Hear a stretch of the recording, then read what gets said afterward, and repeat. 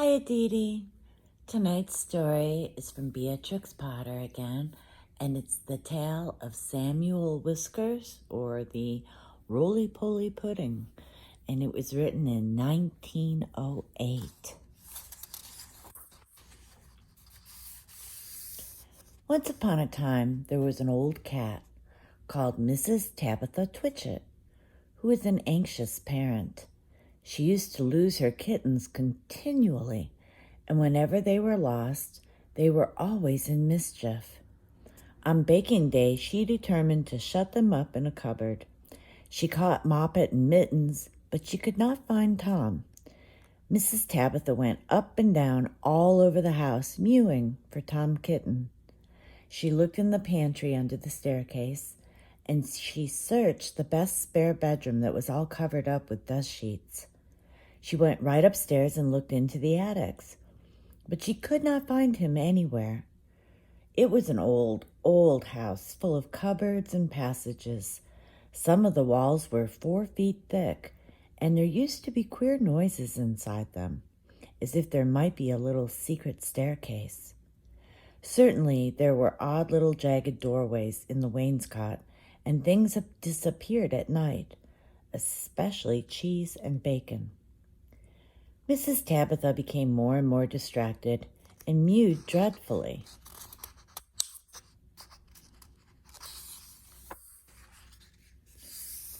While their mother was searching the house, Moppet and Mittens had got into mischief. The cupboard door was not locked, so they pushed it open and came out. They went straight to the dough, which was set to rise in a pan before the fire. They patted it with their little soft paws. "Shall we make dear little muffins?" said Mittens to Moppet. But just at that moment, somebody knocked at the front door, and Moppet jumped into the flour barrel in a fright. Mittens ran away to the dairy and hid in an empty jar on the stone shelf where the milk pans stand. The visitor was a neighbor, Mrs. Ribby. She had called to borrow some yeast. Mrs. Tabitha came downstairs mewing dreadfully. "Come in, Cousin Ribby, come in and sit ye down. I'm in sad trouble, Cousin Ribby," said Tabitha, shedding tears. "I've lost my dear son Thomas. I'm afraid the rats have got him." She wiped her eyes with her apron. "He's a bad kitten, Cousin Tabitha. He made a cat's cradle of my best bonnet last time I came to tea. Where have you looked for him?"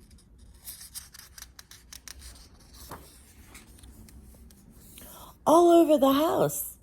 The rats were too many for me. What a thing it is to have an unruly family," said Mrs. Tabitha Twitchit. "I'm not afraid of rats. I will help you to find him, and whip him too. What is all that soot in the fender?" "The chimney wants sweeping. Oh, dear me, Cousin Ribby. Now Moppet and Mittens are gone. They have both got out of the cupboard." Ribby and Tabitha set to work to search the house thoroughly again. They poked under the beds with Ribby's umbrella, and they rummaged in cupboards. They even fetched a candle and looked inside a clothes chest in one of the attics. They could not find anything, but once they heard a door bang and somebody scuttered downstairs. "Yes, it is infested with rats," said Tabitha tearfully. "I caught 7 young ones out of one hole in the back kitchen, and we had them for dinner last Saturday. And once I saw the old father rat, an enormous old rat, Cousin Ribby. I was just going to jump upon him when he showed his yellow teeth at me and whisked down a hole."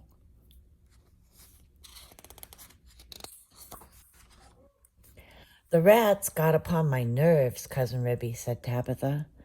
Ribby and Tabitha searched and searched.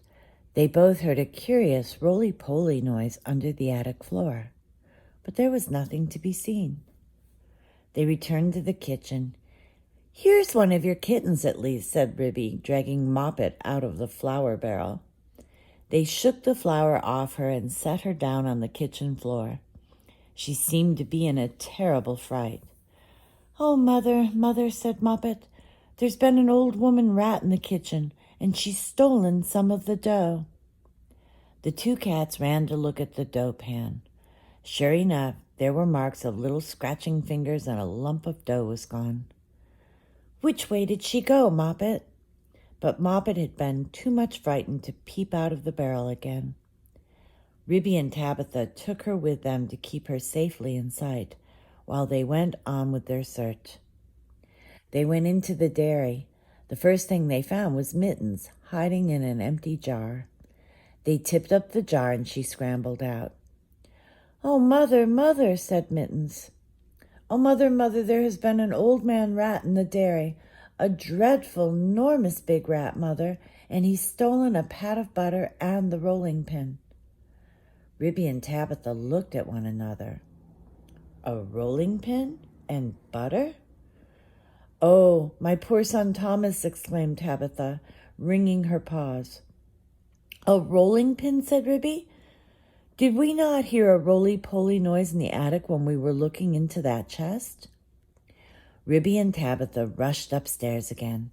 Sure enough, the roly-poly noise was still going on quite distinctly under the attic floor.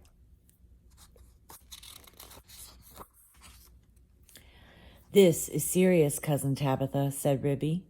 "We must send for John Joyner at once with a saw." Now this is what had been happening to Tom Kitten, and it shows how very unwise it is to go up a chimney in a very old house where a person does not know his way and where there are enormous rats. Tom Kitten did not want to be shut up in a cupboard. When he saw that his mother was going to bake, he determined to hide. He looked about for a nice, convenient place, and he fixed upon the chimney. The fire had only just been lighted, and it was not hot, but there was a white choky smoke from the green sticks. Tom Kitten got upon the fender and looked up. It was a big, old-fashioned fireplace. The chimney itself was wide enough inside for a man to stand up and walk about, so there was plenty of room for the little tomcat. He jumped right up into the fireplace, balancing himself upon the iron bar where the kettle hangs. Tom Kitten took another big jump off the bar and landed on a ledge high up inside the chimney, knocking down some soot into the fender.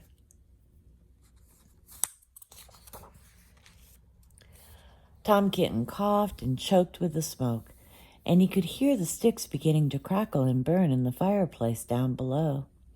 He made up his mind to climb right to the top and get out on the slates and try to catch sparrows. "I cannot go back. If I slipped, I might fall in the fire and singe my beautiful tail and my little blue jacket." The chimney was a very big, old-fashioned one. It was built in the days when people burnt logs of wood upon the hearth. The chimney stack stood up above the roof like a little stone tower, and the daylight shone down from the top under the slanting slates that kept out the rain. Tom Kitten was getting very frightened. He climbed up and up and up. Then he waded sideways through inches of soot. He was like a little sweep himself. It was the most confusing in the dark. One flue seemed to lead into another. There was less smoke, but Tom Kitten felt quite lost. He scrambled up and up, but before he reached the chimney top, he came to a place where somebody had loosened a stone in the wall. There were some mutton bones lying about. "This seems funny," said Tom Kitten. "Who has been gnawing bones up here in the chimney? I wish I had never come. And what a funny smell. It is something like mouse, only dreadfully strong. It makes me sneeze," said Tom Kitten.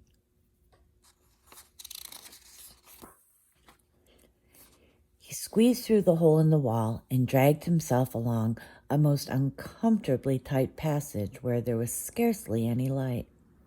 He groped his way carefully for several yards. He was at the back of the skirting board in the attic, where there is a little mark in the picture. All at once, he fell head over heels in the dark down a hole and landed upon a heap of very dirty rags. When Tom Kitten picked himself up and looked about him, he found himself in a place that he had never seen before, although he had lived all his life in the house. It was a very small, stuffy, fusty room with boards and rafters and cobwebs and lath and plaster. Opposite to him, as far away as he could sit, was an enormous rat. "What do you mean by tumbling into my bed all covered with smuts?" said the rat, chattering his teeth. "Please, sir, the chimney wants sweeping," said poor Tom Kitten. "Anna Maria! Anna Maria!" squeaked the rat. There was a pattering noise, and an old woman rat poked her head round a rafter. All in a minute she rushed upon Tom Kitten, and before he knew what was happening, his coat was pulled off, and he was rolled up in a bundle and tied with string in very hard knots. Anna Maria did the tying. The old rat watched her and took snuff. When she had finished, they both sat staring at him with their mouths open. "Anna Maria," said the old man rat, whose name was Samuel Whiskers.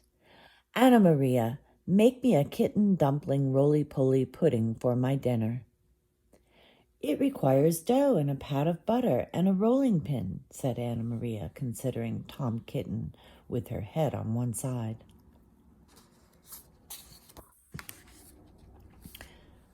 "No," said Samuel Whiskers, "make it properly, Anna Maria, with breadcrumbs." "Nonsense, butter and dough," replied Anna Maria. The two rats consulted together for a few minutes and then went away. Samuel Whiskers got through a hole in the wainscot and went boldly down the front staircase to the dairy to get the butter. He did not meet anybody. He made a second journey for the rolling pin. He pushed it in front of him with his paws, like a brewer's man trundling a barrel. He could hear Riddy and Tabitha talking, but they were busy lighting the candle to look into the chest. They did not see him.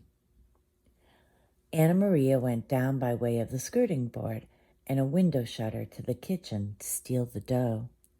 She borrowed a small saucer and scooped up the dough with her paws. She did not observe Moppet. While Tom Kitten was left alone under the floor of the attic, he wriggled about and tried to mew for help. But his mouth was full of soot and cobwebs, and he was tied up in such very tight knots he could not make anybody hear him, except a spider who came out of a crack in the ceiling and examined the knots critically from a safe distance. It was a judge of knots because it had a habit of tying up unfortunate bluebottles. It did not offer to assist him. Tom Kitten wriggled and squirmed until he was quite exhausted.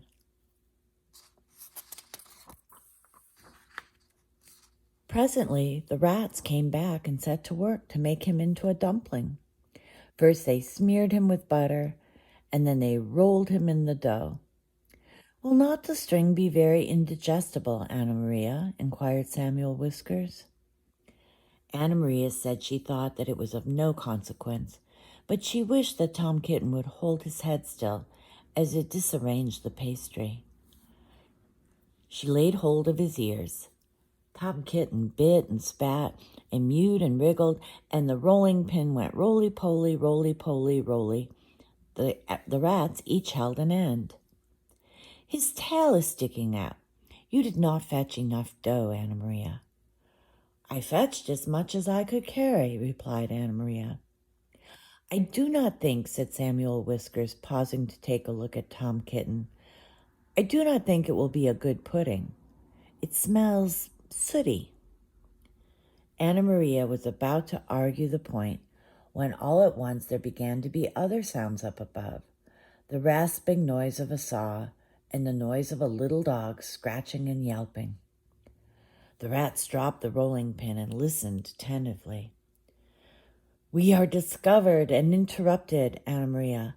Let us collect our property and other people's and depart at once.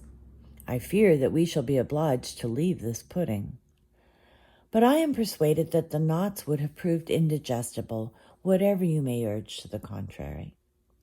Come away at once and help me to tie up some mutton bones in the counterpane," said Anna Maria. I have got half a smoked ham hidden in the chimney."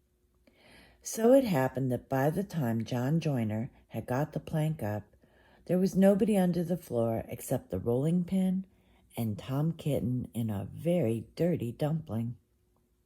But there was a strong smell of rats, and John Joyner spent the rest of the morning sniffing and whining and wagging his tail and going round and round with his head in the hole like a gimlet.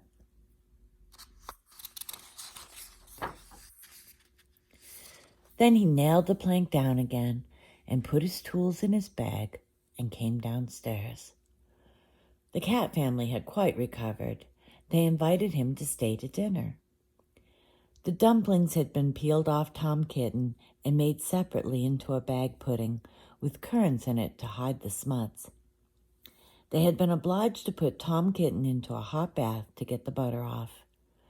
John Joyner smelt the pudding, but he regretted that he had not time to stay to dinner, because he had just finished making a wheelbarrow for Miss Potter, and she had ordered 2 hen coops.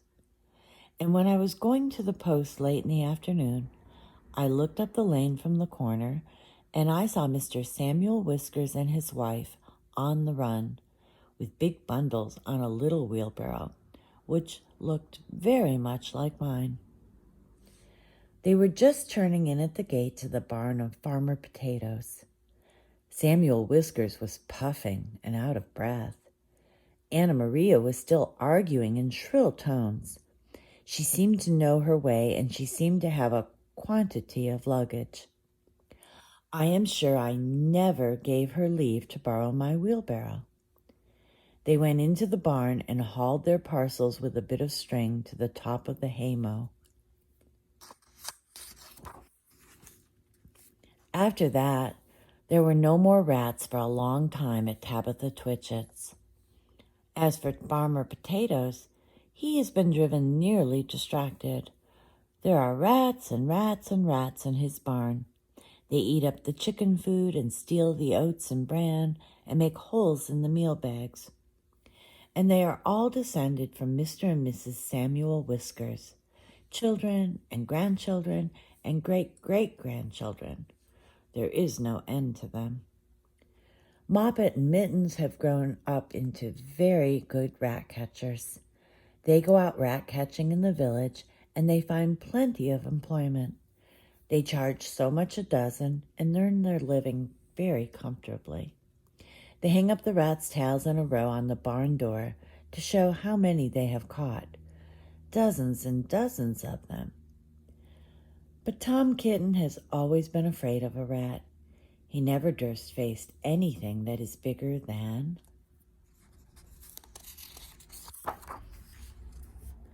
a mouse. The end. Good night, Aditi. Sweet dreams.